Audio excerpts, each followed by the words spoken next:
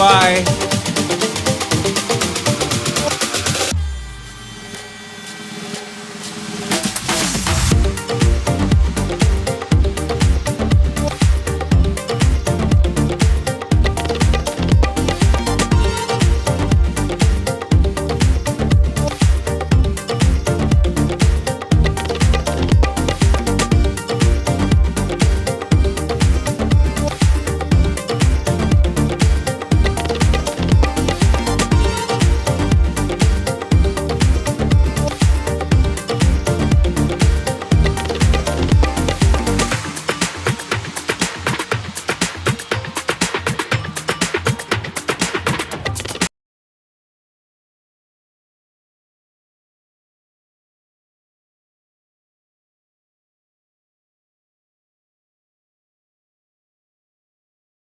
Hi everyone, welcome back to my channel. So friends, ನಾನಿವತ್ತು ಈ video start ಮಾಡೋದಕ್ಕಿಂತ ಮುಂಚಿತವಾಗಿ ತಮ್ಮಲ್ಲಿ ಒಂದು ರಿಕ್ವೆಸ್ಟ್. ದಯವಿಟ್ಟು ಯಾರ್ಯಾರು ನನ್ನ ಚಾನಲ್ನ ಸಬ್ಸ್ಕ್ರೈಬ್ ಮಾಡದೆ ನೋಡ್ತಾ ಇದ್ದೀರಾ, ದಯವಿಟ್ಟು ಸಬ್ಸ್ಕ್ರೈಬ್ ಮಾಡಿಕೊಂಡು ಫುಲ್ ವಿಡಿಯೋ ವಾಚ್ ಮಾಡಿ ಅಂತ ಕೇಳ್ಕೊತೀನಿ. ಸೊ ಫ್ರೆಂಡ್ಸ್, ನಾನು ಈ ದಿನ ಮೊದಲನೇ ಆಷಾಢ ಶುಕ್ರವಾರ ಪೂಜೆನ ಹೇಗೆ ಆಚರಣೆ ಮಾಡಿದೆ ಅನ್ನೋದನ್ನು ನಾನು ಈ ವಿಡಿಯೋದಲ್ಲಿ ತೋರಿಸ್ತಾ ಇದ್ದೀನಿ. ಸ್ವಲ್ಪ ಲೇಟ್ ಆಯಿತು, ಯಾಕಂದರೆ ಮೊದಲನೇ ಆಷಾಢ ಶುಕ್ರವಾರ ಆಗಿ 2 ದಿನ ಆಯಿತು. ಒಬ್ಬೊಬ್ಬರು ಕನ್ಫ್ಯೂಸ್ ಮಾಡ್ಕೊಬಿಟ್ಟಿರ್ತಾರೆ. ಅಮಾವಾಸ್ಯೆ ಬಂತಲ್ಲ ಅವತ್ತೇ ಮೊದಲನೇ ಆಷಾಢ ಶುಕ್ರವಾರ ಅಂದ್ಕೊಂಡಿರ್ತಾರೆ. ಖಂಡಿತವಾಗ್ಲೂ ಆ ದಿನ ಮೊದಲನೇ ಆಷಾಢ ಶುಕ್ರವಾರ ಆಗಿರಲ್ಲ. ಮೊನ್ನೆ ಆಗಿತ್ತಲ್ಲ ಅದೇನೇ ಮೊದಲನೇ ಆಷಾಢ ಶುಕ್ರವಾರ. ಹಾಗಾಗಿ ನಾನಿವತ್ತು ಆಚರಣೆ ಮಾಡ್ತಾಯಿದ್ದೀನಿ. ಸೊ ಹಾಗಾಗಿ ಇವತ್ತು ನಾನು ಯಾವ ರೀತಿ ಆಚರಣೆ ಮಾಡಿದೆ ಅನ್ನೋದನ್ನು ಈ ವಿಡಿಯೋದಲ್ಲಿ ನೋಡ್ತೀರಾ. ನಾನು ನೆನ್ನೆನೆ ಮನೆಯೆಲ್ಲ ಕ್ಲೀನ್ ಮಾಡ್ಕೊಂಡಿದ್ದೆ. ಬೆಳಿಗ್ಗೆ ಬೇಗ ಎದ್ದು, ಈಗ ಮೊದಲು ನಾವು ಸ್ಟವ್ನು ಕೂಡ ಲಕ್ಷ್ಮಿ ಅಂತ ಪೂಜೆ ಮಾಡ್ತೀವಿ. ಹಾಗಾಗಿ ನಾನು ಎದ್ದು ಸ್ನಾನ ಮಾಡಿಕೊಂಡು ದೇವ್ರ ಮನೆಯೆಲ್ಲ ಕ್ಲೀನ್ ಮಾಡಿ ಹೂವೆಲ್ಲ ಮುಡಿಸ್ಕೊಟ್ಟೆ. ನಮ್ಮ ಮನೆಯವರು ಪೂಜೆ ಮಾಡ್ತಾ ಇದ್ದಾರೆ. ಅಷ್ಟರಲ್ಲಿ ಮಕ್ಕಳನ್ನ ಸ್ಕೂಲಿಗೆ ಕಳಿಸ್ಬೇಕು, ಟಿಫನ್ ಮಾಡಬೇಕಲ್ವಾ. ಈಗ ರಾತ್ರಿ ಎಲ್ಲ ಸ್ಟವ್ನ ಕ್ಲೀನ್ ಮಾಡಿರ್ತೀವಿ. ಬೆಳಿಗ್ಗೆ ಎದ್ದ ತಕ್ಷಣವೇ ಸ್ಟವ್ಗೂ ಕೂಡ ಅರಿಶಿನ ಕುಂಕುಮ ಎಲ್ಲ ಹಚ್ಚಿ ಹೂವಿಟ್ಟು ನಮಸ್ಕಾರ ಮಾಡಿಕೊಂಡು ಈಗ ಟಿಫನ್ಗೆ ರೆಡಿ ಮಾಡ್ತಾಯಿದ್ದೀನಿ. ಸೊ ಬೆಳಿಗ್ಗೆ ನಾನು ಪೂಜೆ ಮಾಡ್ಕೊಂಡು ಕೂತ್ಕೊಂಡ್ರೆ ಮಕ್ಕಳಿಗೆ ತಿಂಡಿ ಮಾಡೋದಕ್ಕೆ ಆಗಲ್ಲ. ಸೊ ಮಕ್ಕಳನ್ನು ಕೂಡ ಚೆನ್ನಾಗಿ ನೋಡ್ಕೋಬೇಕು, ಪೂಜೆನೂ ಕೂಡ ಮಾಡಬೇಕು. ಎರಡನ್ನೂ ಮ್ಯಾನೇಜ್ ಮಾಡಿದ್ರೆ ತುಂಬ ಒಳ್ಳೆಯದು ನನ್ನ ಪ್ರಕಾರ. ಮತ್ತು ಮನೇಲಿ ಒಂದು ಟೈಮ್ ಆದರೂ ಗಂಡಸರು ಪೂಜೆ ಮಾಡಿದ್ರೆ ಶ್ರೇಯಸ್ ಅಂತ ಹೇಳ್ತಾರೆ. ನಮ್ಮ ಹಿಂದೂ ಸಂಪ್ರದಾಯದಲ್ಲಿ, ಅಂದರೆ ನಾನು ತಿಳ್ಕೊಂಡಿರೋ ಪ್ರಕಾರ, ಹೆಣ್ಮಕ್ಳು ಗಂಟೆ ಹಿಡ್ಕೋಬಾರ್ದು ಅಂತ ಹೇಳ್ತಾರೆ. ಹಾಗಾಗಿ ಮನೇಲಿ ಗಂಟೆ ಸೌಂಡ್ ಆದರೆ ಪಾಸಿಟಿವ್ ಎನರ್ಜಿ ಬರುತ್ತೆ, ನೆಗೆಟಿವ್ ಎನರ್ಜಿ ಏನಾದರೂ ಇದ್ದರೆ ಹೋಗುತ್ತೆ ಅಂತ ಹೇಳ್ತಾರೆ. ಹಾಗಾಗಿ ನಮ್ಮನೆಯವರು ಮಾರ್ನಿಂಗ್ ಟೈಮ್ ಪೂಜೆ ಮಾಡ್ತಾರೆ, ಸಂಜೆ ಟೈಮ್ ನಾನು ಪೂಜೆ ಮಾಡ್ತೀನಿ. ಜಸ್ಟ್ ನಮಸ್ಕಾರ ಮಾಡ್ಕೋತೀನಿ ಅಷ್ಟೇ. ಹಾಗಾಗಿ ನಾನು ಹೂವೆಲ್ಲ ಮುಡಿಸಿ ದೇವರಿಗೆ ಇಟ್ಟು ಬಂದೆ. ನೆಕ್ಸ್ಟು ನಮ್ಮ ಮನೆಯವರು ಪೂಜೆ ಮಾಡ್ತಾ ಇದ್ದಾರೆ. ಅಷ್ಟರಲ್ಲಿ ಮಕ್ಕಳಿಗೆ ಟಿಫನ್ ಮಾಡಿ ಕೊಡೋಣ ಅಂತೇಳಿ ನಾನು ಇಡ್ಲಿ ಮಾಡ್ತಾಯಿದ್ದೀನಿ. ಬೇರೆ ಟಿಫನ್ ಆದರೆ ಲೇಟ್ ಆಗಿಬಿಡುತ್ತೆ. ಇಡ್ಲಿ ಆದರೆ ಜಸ್ಟ್ ಚಟ್ನಿ ಮಾಡಿ ಇಡ್ಲಿ ಮಾಡಿಕೊಟ್ರೆ ಮಕ್ಕಳು ತಿಂತಾರೆ ಅಂತೇಳಿ ನಾನು ನೆನ್ನೆನೇ ಇಡ್ಲಿಗೆ ನೆನೆಸಿಟ್ಟಿದ್ದೆ.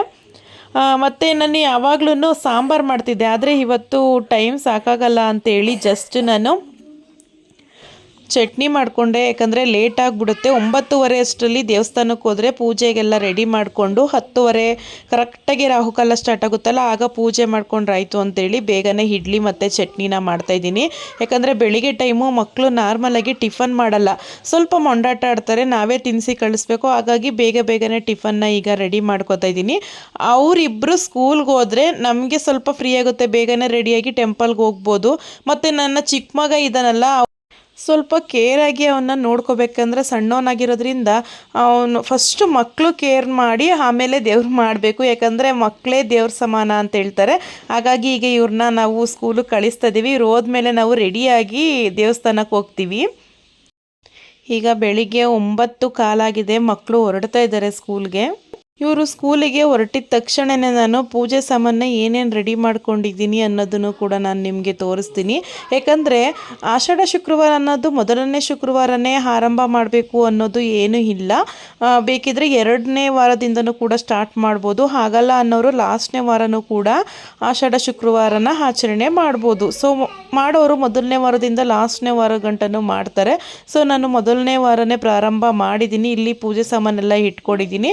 ಸೊ ನಾನು ಕೂಡ ಸ್ಯಾರಿ ಹಾಕ್ಕೊಂಡು ನಮ್ಮ ಮನೆಯವರು ಪೂಜೆ ಮಾಡಿದ್ರು.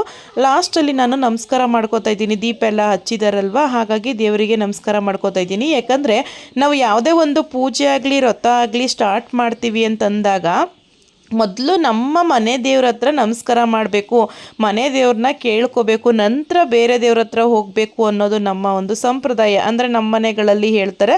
ಸೊ ಹಾಗಾಗಿ ನಿಮಗೊಂದು ಕಿವಿ ಮಾತನ್ನು ಹೇಳಿದೆ. ಮೊದಲು ನಮ್ಮ ಮನೆ ದೇವ್ರನ್ನ ಮಾಡಿ ಆಮೇಲೆ ಬೇರೆ ದೇವ್ರು ಮಾಡಬೇಕು ಅನ್ನೋದು ಒಂದು ಸಂಪ್ರದಾಯ. ಸೊ ಈಗ ನಾನು ಪೂಜೆ ಸಾಮಾನು ಬಗ್ಗೆ ಹೇಳ್ತೀನಿ. ಮೊದಲನೇ ದಿನ ನಾವು ನಿಂಬೆಹಣ್ಣು ಆರತಿ ಮಾಡ್ತಿರೋದ್ರಿಂದ ಪೂಜೆ ಸಾಮಾನು ಕೊಡಬೇಕು ದೇವಸ್ಥಾನಕ್ಕೆ. ಅದಕ್ಕೆ ಕಾಯಿ, ಬಾಳೆಹಣ್ಣು, ಗಂಧದ ಕಡ್ಡಿ ಎಲ್ಲ ಇಟ್ಕೊಂಡಿದ್ದೀನಿ. ತುಪ್ಪಕ್ಕೆ ನಾನು ತುಪ್ಪದ ಬತ್ತಿ ಹಾಕಿ ಇಟ್ಟಿದ್ದೀನಿ. 2 ಡಬ್ಬಕ್ಕೆ ನಾನು ಅರಿಶಿನ, ಕುಂಕುಮ, ಇನ್ನೊಂದು ಡಬ್ಬಕ್ಕೆ ಕರ್ಪೂರನೂ ಕೂಡ ಇಟ್ಕೊಂಡಿದ್ದೀನಿ, ಹೂವು ಇಟ್ಕೊಂಡಿದ್ದೀನಿ.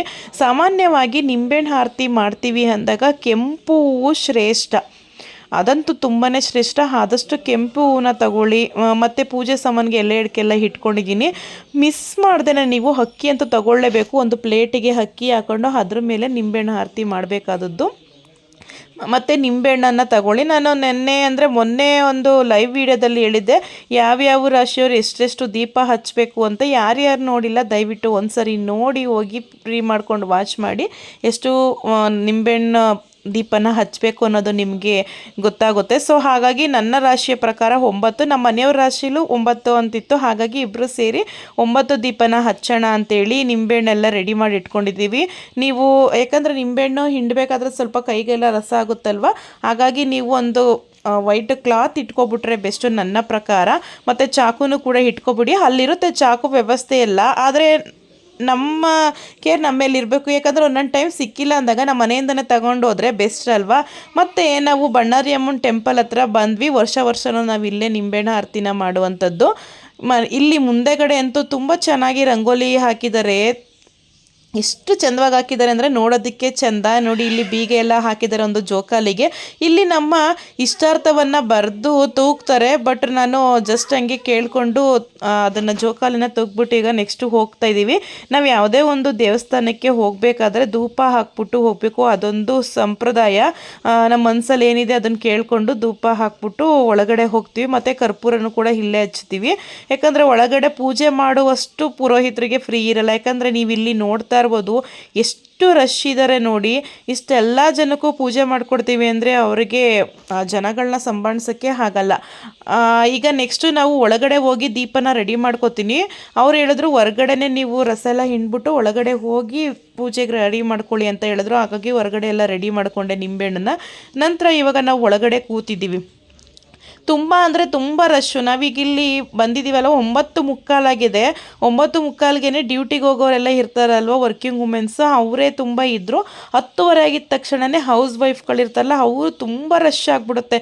ಯಾಕಂದರೆ ಅವ್ರಿಗೆ ಎಷ್ಟು ಅವಶ್ಯಕತೆ ಇರುತ್ತೆ ಅಂದರೆ, ಯಾಕಂದರೆ ಅವ್ರಿಗೂ ತುಂಬ ಕೆಲಸ ಇರುತ್ತೆ. ಈಗ 10:00ಗೆ ಕರೆಕ್ಟಾಗಿ ಮಾಡೋಣ ಪೂಜೆನ ಅನ್ನೋರು 10:00ಗೆ ಬರ್ತಾರೆ. ಡ್ಯೂಟಿಗೆ ಹೋಗೋರು ರಜಾ ಕೊಡಲ್ಲ ಅಲ್ವಾ, ಬೇಗನೆ ಬಂದು ನಿಂಬೆಹಣ್ಣು ಆರತಿನ ಮಾಡಿಟ್ಟು ಹೋಗ್ತಾರೆ.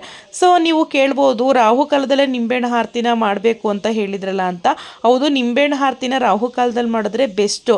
ಆದರೆ ಮಾಡಲೇಬೇಕು ಅಂತ ತುಂಬ ಇಷ್ಟ ಇರುತ್ತೆ, ಆದರೆ ರಜಾ ಕೊಡೋದಿಲ್ಲ. ಅಂಥ ಸಂದರ್ಭದಲ್ಲಿ ನಾವು ದೇವ್ರನ್ನ ಕೇಳಿಕೊಂಡು ನಿಂಬೆಹಣ್ಣು ಆರತಿನ ಮಾಡ್ಬೋದು. ಸೊ ಇವಾಗ ನಾನು ಒಂದು ತಟ್ಟೆಗೆ ಅಕ್ಕಿ ಹಾಕ್ಕೊಂಡು ಅದಕ್ಕೆ ಓಂ ಶ್ರೀಂ ಅಂತ ಬರಿಬೇಕು.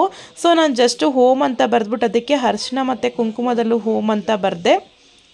ನೆಕ್ಸ್ಟ್ ಈಗ ನಿಂಬೆಹಣ್ಣೆಲ್ಲ ಕಟ್ ಮಾಡ್ಕೊಂಡು ಬಂದಿದ್ದೆ ಅಲ್ವಾ, ಅದಕ್ಕೆ ನೀಟಾಗಿ ಅರಿಶಿನ, ಕುಂಕುಮ ಎಲ್ಲನೂ ಹಾಕಿ ಅಲಂಕಾರ ಮಾಡ್ತಾಯಿದ್ದೀನಿ. ನೀಟಾಗಿ ತಾಳ್ಮೆಯಿಂದ ಮಾಡಬೇಕು. ಯಾಕಂದರೆ ಅಯ್ಯೋ ಎಲ್ಲ ಮಾಡಿಬಿಡ್ತಾ ಇದ್ದಾರಲ್ಲ, ರಶ್ ಆಗಿಬಿಡ್ತಲ್ಲಪ್ಪ ಅಂದ್ಕೊಂಡು ಮಾಡ್ತಾಯಿದ್ರೆ ಆ ಪೂಜೆ ನಾವು ಮಾಡಿದ್ದು ಕೂಡ ಫಲಿಸಲ್ಲ. ಸೊ ಹಾಗಾಗಿ ನಾನು ನೀಟಾಗಿ ತಾಳ್ಮೆಯಿಂದ ಕೂತ್ಕೊಂಡು ಮಾಡ್ತಾಯಿದ್ದೀನಿ. ಯಾಕಂದರೆ 10:00ಗೆ ರಾಹುಕಾಲ ಆಗಿರೋದ್ರಿಂದ ನಿಧಾನಕ್ಕೆ ಮಾಡ್ಬೋದು. 1 ಅವರ್ ಟೈಮ್ ಇತ್ತು, ಹಾಗಾಗಿ ನಾನು ನಿಧಾನಕ್ಕೆ ಎಲ್ಲ ಮಾಡ್ತಾಯಿದ್ದೀನಿ. ಅರಿಶಿನ ಕುಂಕುಮ ಎಲ್ಲ ಹಾಕಿ ನಾನು ಹಿಂದಿನ ದಿನವೇ ತುಪ್ಪದ ಬತ್ತಿ ಹಾಕಿ ಇಟ್ಟಿದ್ದೆ. ನನ್ನ ಪ್ರಕಾರ ಹೇಳೋದೇನು ಅಂದರೆ ಎಣ್ಣೆಗಿಂತ ತುಪ್ಪ ಬೆಸ್ಟು. ದೇವಿಗೆ ತುಪ್ಪದ ದೀಪ ಹಚ್ಚಿದ್ರೆ ತುಂಬಾ ಶ್ರೇಷ್ಠ ಅಲ್ವಾ. ನೀವು ಕೇಳಿರ್ಬೋದು, ಪಾಸಿಟಿವ್ ವೈಬ್ಸ್ ಬರುತ್ತೆ ತುಪ್ಪದ ದೀಪ ಹಚ್ಚೋದ್ರಿಂದ. ಸೊ ಹಾಗಾಗಿ ನಾನು ತುಪ್ಪದ ಬತ್ತಿನೇ ಮಾಡಿ ಈಗ ನಿಂಬೆಹಣ್ಣು ಒಳಗಡೆ ಹಾಕಿದ್ದೀನಿ. ನೆಕ್ಸ್ಟು ಕೆಂಪು ಹೂವು ಅಲಂಕಾರ ಮಾಡಬೇಕು ಅಂತ ನಾನು ಹೇಳಿದ್ದೆ. ಸೊ ನಾನು ಕೆಂಪು ಹೂವೇ ತಗೋತೀನಿ. 4 ವಾರನೂ ಕೆಂಪು ಹೂವನ್ನೇ ಮಾಡ್ತೀನಿ. ಅಂದರೆ ನಾನು 4 ವಾರ ಪೂಜೆ ಮಾಡಲ್ಲ, 3 ವಾರ ಅಷ್ಟೇ. 1 ವಾರ ಮಡ್ಲಕ್ಕಿ ತುಂಬ್ತೀನಿ. ಸೊ ನೀವು ಇಲ್ಲಿ ನೋಡ್ತಾ ಇರ್ಬೋದು ದೀಪ ಹಚ್ತಾ ಇದ್ದೀವಿ. ನಾವು ಮೊದಲು ಗರ್ಭಗುಡಿ ಹತ್ರ ಹೋಗಿ ಪೂಜೆ ಮಾಡೋದಕ್ಕಿಂತ ಮುಂಚಿತವಾಗಿ ಇಲ್ಲಿ 2 ಗಂಧಕಡ್ಡಿ ತಗೊಂಡು ಈ ಆರತಿಗೆ ಅಂದರೆ ನಿಂಬೆಹಣ್ಣು ಆರತಿ ರೆಡಿ ಮಾಡಿದ್ದೀವಲ್ಲ ಅದಕ್ಕೆ ನಾವು ಪೂಜೆ ಮಾಡಬೇಕು. ನಾವು ಏನು ಅಂದ್ಕೊಂಡಿದ್ದೀವಿ ಅದನ್ನು ಮನಸ್ಸಲ್ಲಿ ಕೇಳಿಕೊಂಡು ಅದು ಈಡೇರಲಿ ಅಂದ್ಕೊಂಡು ಕೇಳಿಕೊಂಡು ನೀವು ಪೂಜೆ ಮಾಡಬೇಕು. ಸೊ ನಾನು ಅದೇ ರೀತಿ ಮಾಡಿದೆ. ನಾನು ಎಲ್ಲ ಸರಿ ಪೂಜೆ ಬಗ್ಗೆ ಹೇಳಬೇಕಾದ್ರೆ ಒಂದನ್ನು ಕಂಡೀಷನಾಗಿ ಹೇಳ್ತಾ ಇರ್ತೀನಿ, ಯಾವತ್ತೂ ಅಷ್ಟೇ ಬೇರೆಯವ್ರಿಗೆ ಕೆಟ್ಟದಾಗಲಿ ಅಂತ ದಯವಿಟ್ಟು ಕೇಳ್ಕೊಳ್ಳೋದಕ್ಕಂತೂ ಹೋಗಲೇಬೇಡಿ ಫ್ರೆಂಡ್ಸ್. ಅದು ನಮಗೆ ರಿವರ್ಸ್ ಆಗಿಬಿಡುತ್ತೆ. ನಾವು ಶ್ರಮ ಪಟ್ಟಿದ್ದೀವಲ್ಲ ಅದಕ್ಕೆ ತಕ್ಕ ಫಲ ಸಿಗಲಿ ಅಂತ ಕೇಳ್ಕೊಳ್ಳಿ, ಖಂಡಿತವಾಗ್ಲೂ ಆಗುತ್ತೆ. ಮತ್ತು ನೀವು ಇಲ್ಲಿ ನೋಡ್ತಾ ಇರ್ಬೋದು ಗರ್ಭಗುಡಿ ಹತ್ರ ನಿಲ್ಲಿಸೇ ಕೊಡ್ತಾಯಿಲ್ಲ, ಹಾಗಾಗಿ ದೂರದಲ್ಲೇ ನಿಂತ್ಕೊಂಡು ಒಂದು ಸಾರಿ ಆರತಿ ಮಾಡಿದೆ. ನನಗೆ ಫಸ್ಟು ಒಂದು ಭಯ ಆಯಿತು. ತುಪ್ಪದ ಬತ್ತಿ ಹಾಕಿದ್ವಿ, ಒಂದೊಂದು ಸಾರಿ ಗರ್ಭಗುಡಿ ಹತ್ರ ಹೋಗೋಷ್ಟರಲ್ಲೇ ಹುರಿದೋಗ್ತಿತ್ತು. ಅಯ್ಯೋ ಇಲ್ಲೇ ಹಚ್ಕೊಬಿಟ್ನಲ್ಲಪ್ಪ, ಹೋಗೋ ತನಕ ಹುರಿಲಿ ಅಮ್ಮ ಅಂದ್ಕೊಂಡು ಕೇಳ್ಕೊಂಡೆ ನಾನು ಲೈನಲ್ಲಿ ಹೋಗ್ತಾ ಇದ್ದೀವಿ. ಏನು ಖುಷಿ ಆಯಿತು ಅಂದರೆ ತುಂಬ ಚೆನ್ನಾಗಿ ಉರಿತು. ಮೊದಲು ಯಾರು ವ್ರತನ ಸ್ಟಾರ್ಟ್ ಮಾಡ್ತಾರೆ ಅವ್ರಿಗೆ ಮೊದಲು ದೀಪ ಹತ್ತೋದೇ ಇಲ್ಲ. ಎರಡನೇ ಸಾರಿಗೆ ಮಾಡಿದಾಗ ತುಂಬ ಚೆನ್ನಾಗಿ ಹಚ್ಚುತ್ತೆ. ದೇವಿಗೆ ನೋಡಿ ಇವತ್ತು ತುಂಬ ಚೆನ್ನಾಗಿ ಅಲಂಕಾರ ಮಾಡಿದ್ದಾರೆ, ನೋಡೋದಕ್ಕೆ ಎರಡು ಕಣ್ಣೇ ಸಾಲದು. ಸೊ ಪ್ರತಿ ವಾರನೂ ಒಂದೊಂದು ಥರ ಅಲಂಕಾರನ ಮಾಡ್ತಾರೆ. ಇಲ್ಲಿ ಒಂದು ಸೆಕೆಂಡು ಕೂಡ ನಿಲ್ಸೋಕ್ಕೆ ಅವರು ರೆಡಿನೇ ಇಲ್ಲ, ಹೋಗಿ ಅಂತ ಕಳಿಸ್ತಾ ಇದ್ದಾರೆ. ಆದರೂ ಕೂಡ ನಾವು ನಿಂತ್ಕೊಂಡು ಆರತಿ ಮಾಡಿ ಮುಂದೆಗಡೆ ತ್ರಿಶೂಲ ಇದೆ, ಅಲ್ಲಿ ನಾವು ಪೂಜೆ ತಟ್ಟೆನ ಇಡೋದಕ್ಕೆ ಬಂದಿದ್ದೀವಿ. ಮತ್ತು ಇಲ್ಲಿ ಇನ್ನೊಂದು ನನಗೆ ಏನು ಬೇಜಾರಾಯ್ತಪ್ಪ ಅಂದರೆ, ನಾವು ಇಟ್ಟಂಥ ಆರತಿ ಒಂದು ಹಾಫ್ ಆನ್ ಅವರ್ ಆದರೂ ಹುರಿದ್ರೆ ಓಕೆ, ಒಂಥರ ನಮ್ಮ ಮನ್ಸಿಗೆ ನೆಮ್ಮದಿ ಆಗುತ್ತೆ. ಅಲ್ಲಿ ತುಂಬ ರಶ್ ಆಗ್ತಿದ್ರಲ್ವ, ಪ್ಲೇಟು ಸಾಲ್ಟೇಜ್ ಆಯಿತು ಅಂತೇಳಿ ಇಲ್ಲಿ ಉಸ್ತುವಾರಿ ನೋಡ್ಕೋತಾರಲ್ಲ ಅವರು ಉರಿಯೋ ದೀಪನೇ ತೆಗೆದು ಚೆಲ್ಬಿಟ್ಟು ಎತ್ತಿಡ್ತಾಯಿದ್ರು. ಅದೊಂದು ನನಗೆ ತುಂಬಾ ಬೇಜಾರಾಯಿತು. ಇಲ್ಲಿ ದೇವಿ ವಾಹನ ಸಿಂಹ ಇದೆಯಲ್ವ, ಅದಕ್ಕೂ ಕೂಡ ನಾನು ಪೂಜೆ ಮಾಡಿ ಈಗ ಇಡ್ತಾ ಇದ್ದೀನಿ.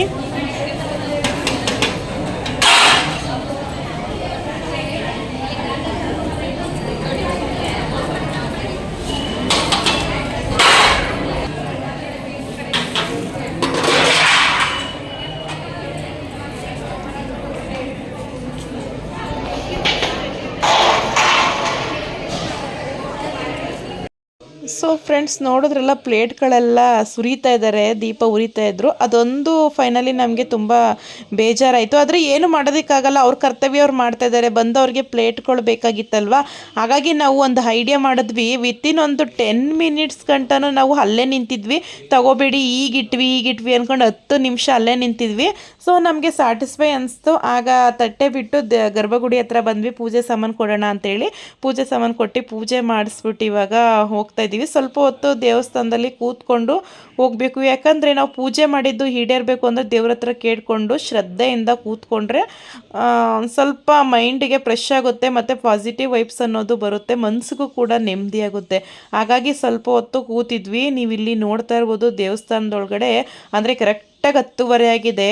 ಎಷ್ಟು ಜನ ಇದ್ದಾರೆ ನೋಡಿ, ಜನಗಳಂತೂ ತುಂಬ ಇದ್ದಾರೆ. 10:45 11 ಗಂಟೆ ಅಷ್ಟರಲ್ಲಿ ತುಂಬ ರಶ್ ಆಗಿದ್ರಂತೆ. ನಮ್ಮ ಫ್ರೆಂಡ್ ಹೋಗಿದ್ರಲ್ಲ ಅವರು ಹೇಳಿದ್ರು. ಸೊ ಫ್ರೆಂಡ್ಸ್, ನಾನು ಪೂಜೆ ಮಾಡಿ ಬಂದಮೇಲೆ ನಾನು ವಿಡಿಯೋ ಆಫ್ ಮಾಡಿರಲಿಲ್ಲ. ಇದು ಸಂಜೆ ವಿಡಿಯೋ, ಸಂಜೆ ದೀಪನ ಹಚ್ತಾ ಇದ್ದೀನಿ. ನಾನು ಬೆಳಿಗ್ಗೆ ವಿಡಿಯೋ ಸ್ಟಾರ್ಟ್ ಮಾಡಬೇಕಾದ್ರೇ ಹೇಳಿದ್ದೆ, ಬೆಳಿಗ್ಗೆ ಟೈಮು ನಮ್ಮನೆಯವರು ದೀಪ ಹಚ್ತಾರೆ, ಸಂಜೆ ಟೈಮ್ ನಾನು ಹಚ್ತೀನಿ ಅಂತ. ಮನೆ ಗೃಹಿಣಿ ಸಂಜೆ ಟೈಮು ದೀಪ ಹಚ್ಚಿದ್ರೆ ತುಂಬಾ ಒಳ್ಳೆಯದು ಅಂತ ಹೇಳ್ತಾರೆ. ಸೊ ಹಾಗಾಗಿ ನಾನು ಸಂಜೆ ಟೈಮ್ ದೀಪ ಹಚ್ತೀನಿ. ಅಂದರೆ ಬೆಳಿಗ್ಗೆ ಟೈಮ್ ಮಾಡ್ಬೋದು, ಏನಪ್ಪ ಅಂದರೆ ಮಕ್ಕಳನ್ನ ಸ್ಕೂಲಿಗೆ ಕಳಿಸ್ಬೇಕು, ಟಿಫನ್ ಮಾಡಬೇಕು, ಮನೆ ಕೆಲಸ, ದೀಪ ಹಚ್ಚುವಷ್ಟು ಫ್ರೀ ಇರಲ್ಲ. ಆದರೆ ನಮ್ಮ ಮನೆಯವ್ರು ದೀಪ ಹಚ್ಚದೇ ಡ್ಯೂಟಿಗೆ ಹೋಗಲ್ಲ. ಸೊ ಅದೊಂದು ನನಗೆ ಖುಷಿ ಆಗುತ್ತೆ. ಸೊ ಈಗ ನಾನು ದೀಪ ಎಲ್ಲ ಹಚ್ಚಿ ಹೊರಗಡೆ ಈ ವರ್ಷದಿಂದ ಒಂದು ಹೊಸ ಅಭ್ಯಾಸವನ್ನು ಮಾಡ್ಕೊಂಡಿದ್ದೀನಿ. ಏನಪ್ಪ ಅಂತಂದರೆ, ಹೊರಗಡೆ ಪ್ರತಿ ಶುಕ್ರವಾರ ದಿನ 4 ಶುಕ್ರವಾರನೂ ಕೂಡ ಮನೆ ಮುಂದೆ ಮತ್ತು ತುಳಸಿ ಕಟ್ಟೆ ಮುಂದೆ ದೀಪ ಹಚ್ಚೋಣ. ಯಾಕಂದರೆ ಎಲ್ಲೋ ಓದಿದ್ದೆ ನಾನು, ತುಂಬಾ ಒಳ್ಳೆಯದಂತೆ ದೀಪ ಹಚ್ಚಿದ್ರೆ. ಹಾಗಾಗಿ ನಾನು ಮನೆ ಮುಂದೆಗಡೆ ದೀಪ ಹಚ್ಚೋದಕ್ಕೆ ಅಂತೆಲ್ಲ ರೆಡಿ ಮಾಡಿ ಇಟ್ಟಿದ್ದೀನಿ. ಈಗ ಪೂಜೆ ಮಾಡ್ತಾಯಿದ್ದೀನಿ. ಬೆಳಕು ನೋಡಿ 6:30 ಆಗಿದ್ದರೂ ತುಂಬ ಬೆಳಕಿದೆ. ಹಾಗಾಗಿ ಇನ್ನೊಂದು ಸ್ವಲ್ಪ ಕತ್ತಲೆ ಆಗಲಿ, ಆಮೇಲೆ ದೀಪ ಹಚ್ಚೋಣ ಅಂತೇಳಿ ಸದ್ಯಕ್ಕೆ ಈಗ ಪೂಜೆನ ಮಾಡ್ತಾಯಿದ್ದೀನಿ. ಮತ್ತು ಒಬ್ಬೊಬ್ರು ಏನು ಮಾಡ್ತಾರೆ, ನಿಂಬೆಹಣ್ಣು ಆರತಿ ಮಾಡಲ್ಲ ಅನ್ನೋರು ಪ್ರತಿ ಶುಕ್ರವಾರ ಸಂಜೆ ಟೈಮು ಮುತ್ತೈದೆಯರನ್ನ ಕರೆದು ಅರಿಶಿನ ಕುಂಕುಮ ಕೊಟ್ಟು ಏನಾದರೂ ಸಿಹಿ ಕೊಟ್ಟು ಕಳಿಸ್ತಾರೆ. ನಮ್ಮ ಬಿಲ್ಡಿಂಗಲ್ಲಿ ಒಬ್ಬರು ಅದೇ ರೀತಿ ಮಾಡ್ತಿದ್ರು. ಸೊ ಅದು ಸಂಪ್ರದಾಯನೂ ಕೂಡ ತುಂಬ ಚೆನ್ನಾಗಿದೆ. ಆದರೆ ನಾವು ಫಸ್ಟಿಂದ ಏನನ್ನು ಅನುಸರಿಸ್ಕೊಂಡು ಬಂದಿದ್ವಿ ಅದೇ ರೀತಿ ಪೂಜೆ ಮಾಡಿದ್ರೆ ನನ್ನ ಪ್ರಕಾರ ಬೆಸ್ಟ್ ಅನಿಸುತ್ತೆ. ಸೊ ಹಾಗಾಗಿ ನಾನು ನಿಂಬೆಹಣ್ಣು ಆರತಿನ ಮಾಡ್ತೀನಿ ದೇವಿಗೆ, ಅದೇ ಸಾಕು ಅಂತೇಳಿ ಇವಾಗ ಪೂಜೆ ಎಲ್ಲ ಆಯಿತು. ಇನ್ನು ದೀಪ ಹಚ್ಚಿ ಹೊರಗಡೆ ಇಡೋದಷ್ಟೇ ಬಾಕಿ. ಇವಾಗಂತೂ ಗಾಳಿ ಮಳೆ ಕಾಲ ಆಗಿರೋದ್ರಿಂದ ತುಂಬ ಗಾಳಿ ಬೀಸ್ತೈತೆ. ನೋಡೋಣ ಎಷ್ಟು ಇರುತ್ತೆ ಅಂದ್ಕೊಂಡು ಹಚ್ತಾ ಇದ್ದೀನಿ. ನನ್ನ ಮಕ್ಕಳಂತೂ ಸ್ಕೂಲಿಂದ ಬಂದು ಒಬ್ಬ ಉಯ್ಯಾಲೆ ಮೇಲೆ ಮಲ್ಕೊಬಿಟ್ಟಿದ್ದಾನೆ. ಚಳಿ ಅಲ್ವಾ, ಬೆಡ್ಶೀಟ್ ಹೊಸಿ ಅಲ್ಲೇ ಮಲಗಿಸ್ಬಿಟ್ಟಿದ್ದೀನಿ. ಒಬ್ಬ ಬಂದು ಓದ್ತಾ ಇದ್ದ, ಅಲ್ಲೇ ಸೋಫಾ ಮೇಲೆ ಮಲ್ಕೊಬಿಟ್ಟಿದ್ದಾನೆ. ಅವ್ರು ಮಲಗಿದ್ದಂತೂ ನನಗೆ ಸ್ವಲ್ಪ ಈಸಿ ಆಯಿತು, ಇಲ್ಲ ಅಂದ್ರಂತೂ ಹಿಂದಿಂದನೇ ತಿರುಗ್ತಾ ಇರ್ತಾರೆ ತರಲೆಗಳು. ಸೊ ಅವ್ರು ಎದ್ದೇಳೋ ವರ್ಷದಲ್ಲಿ ದೀಪ ಎಲ್ಲ ಇಟ್ಬಿಡೋಣ ಬಾಗ್ಲತ್ರ ಅಂತೇಳಿ ಇವಾಗ ದೀಪ ಹಚ್ತಾ ಇದ್ದೀನಿ. ನಾನು ಮೊದಲೇ ಹೇಳಿದೆ ಬಾಗಿಲು ಮುಂದೆಗಡೆ 2, ತುಳಸಿ ಕಟ್ಟೆಗೆ 2 ಹಚ್ತೀನಿ ಅಂತ. ಸೊ ಒಂಥರ ಖುಷಿಯಾಗುತ್ತೆ ಮನೆ ಮುಂದೆಗಡೆ ದೀಪಗಳನ್ನ ಹಚ್ಚಿದಾಗ. ಮನೆಯೇ ಒಂಥರ ಒಂದು ವೆರೈಟಿ ಕಳೆ ಥರ ಕಾಣಿಸುತ್ತೆ. ಎಷ್ಟು ಚೆನ್ನಾಗಿ ಕಾಣಿಸುತ್ತೆ ಅಂದರೆ ಮನೆ ವಿಭಿನ್ನವಾಗಿ ಕಾಣಿಸುತ್ತೆ, ನೋಡೋಕ್ಕೆ ಚೆಂದ. ಸೊ ಹಾಗಾಗಿ ಈಗ ಮನೆ ಮುಂದೆಗಡೆ ದೀಪ ಹಚ್ತಾ ಇದ್ದೀನಿ. ಇನ್ನೂ ಕತ್ಲೆ ಆಗಿಲ್ಲ, ಸ್ವಲ್ಪ ಸ್ವಲ್ಪ ಕತ್ಲೆ ಆಗಿದೆ ಅಷ್ಟೇ. ತುಂಬ ಗಾಳಿ ಬೀಸ್ತಾ ಇತ್ತು. ಎಷ್ಟೊತ್ತು ಉರಿಯುತ್ತೋ ಅಷ್ಟೊತ್ತವರೆಗೂ ಉರಿಲಿ ಅಂದ್ಕೊಂಡು ದೇವರಲ್ಲಿ ಕೇಳ್ಕೊಂಡು ಈಗ ದೀಪ ಹಚ್ತಾ ಇದ್ದೀನಿ. ಸದ್ಯಕ್ಕೆ ಸುಮಾರು ಹೊತ್ತು ದೀಪ ಉರಿಯಿತು, ಅದೊಂದು ನನಗೆ ಖುಷಿ ಆಯಿತು. ಸೊ ಫ್ರೆಂಡ್ಸ್, ನನ್ನ ಮೊದಲನೇ ಆಷಾಢ ಶುಕ್ರವಾರನ ಯಾವ ರೀತಿ ಆಚರಣೆ ಮಾಡಿದೆ ಅಂತ ನೀವು ನೋಡಿದ್ರಲ್ವ. ನೀವು ಕೂಡ 2ನೇ ವಾರನೂ ಕೂಡ ಇದನ್ನು ಶುರು ಮಾಡ್ಬೋದು. ದಯವಿಟ್ಟು ಈ ವಿಡಿಯೋ ಇಷ್ಟ ಆಗಿದ್ರೆ ಹೇಗಿತ್ತು ಅಂತ ಕಾಮೆಂಟ್ ಮಾಡಿ, ಲೈಕ್ ಮಾಡಿ, ಶೇರ್ ಮಾಡಿ ಅಂತ ಕೇಳ್ಕೊತೀನಿ. ನಿಮ್ಮ ಫ್ರೆಂಡ್ಸ್ ಜೊತೆ ಶೇರ್ ಮಾಡ್ಕೊಳ್ಳಿ. ಪೂಜೆ ಬಗ್ಗೆ ಗೊತ್ತಿಲ್ಲದಿರೋರು ತಿಳ್ಕೊಬೋದು ಅಂತ ಹೇಳ್ತಾ ನಾನು ಈ ವಿಡಿಯೋನ ಈಗ ಎಂಡ್ ಮಾಡ್ತಾ ಇದ್ದೀನಿ. ನೆಕ್ಸ್ಟ್ ವಿಡಿಯೋದಲ್ಲಿ ಸಿಗೋಣ. Okay friends, thank you for watching. Okay, bye.